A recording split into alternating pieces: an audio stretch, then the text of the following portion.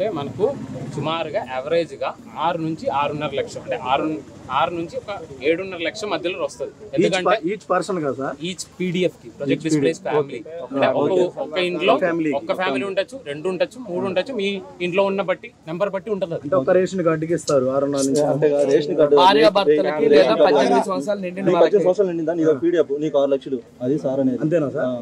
So అట్లా ఏంటంటే దీంట్లో కొంత లైవ్ అంటే అది మీరు ఒక 5 లక్షల దాకా లైవ్లీహుడ్ బెనిఫిట్ ఉంటాయి. ఒక 36,000 దాకా సంవత్సరం దాకా ఒకవేళ అడ్డింట్లో ఉండడానికి అవకాశం ఉంటే దానికి సంబంధించి 3,000 లెక్కన 12 నెలల కోసం ఉన్న అమౌంట్ ఉంది.